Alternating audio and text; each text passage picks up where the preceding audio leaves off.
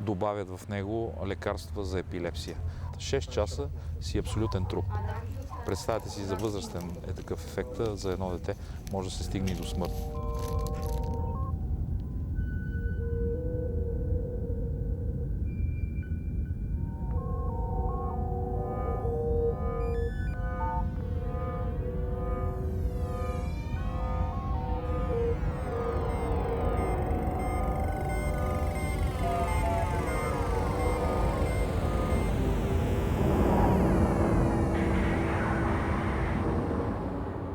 В това състояние на децата се извършват с тях сексуални действия, които се заснемат и последствие тези действия, чрез тях и чрез тези записи, децата се изнудват да продължават да бъде издевателствано сексуално с тях и също така да набират и те самите свои приятели от съученици, които са склонни да участват в такива оргии.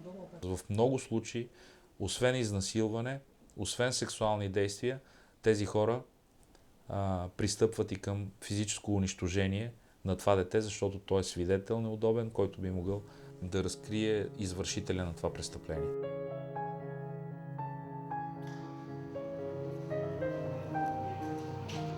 Едно от момчетата е 13 годишно от град близо до София. Вместо да отиде на училище, пътува с влак до столицата.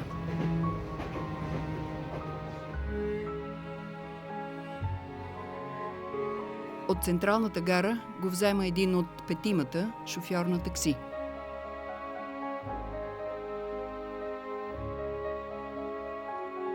Всеки път детето е получавало по 70 лева.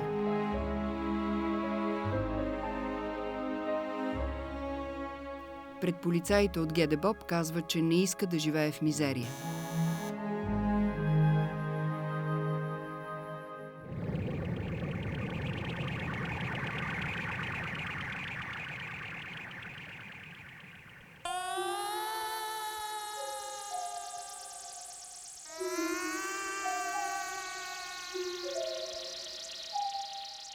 Тази група действа от 2006 година, като през 2006 година ние задържахме един от членовете, който продаваше деца в интернет с снимките им.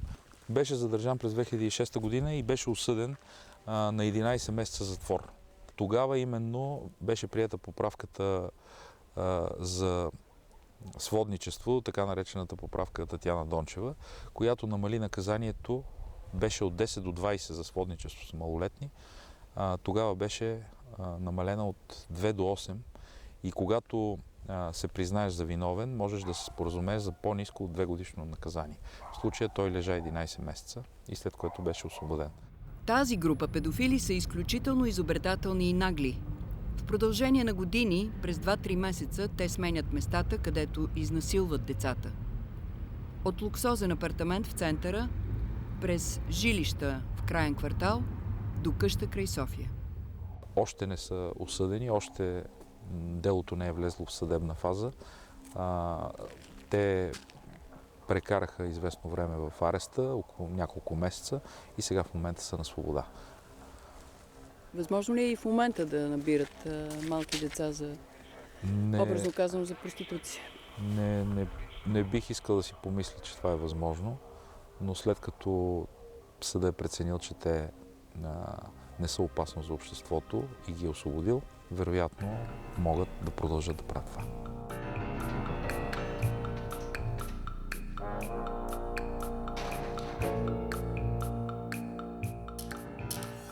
Голямата част от родителите въобще не са предполагали какво се случва с тяхните деца.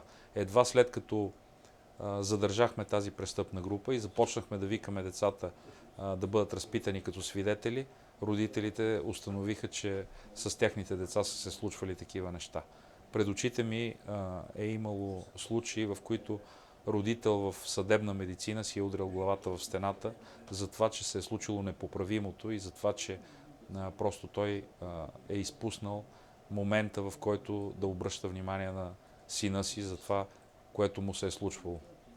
Или друг баща, който се опита да удуши с голи ръце педофила, който беше посегнал на детето му.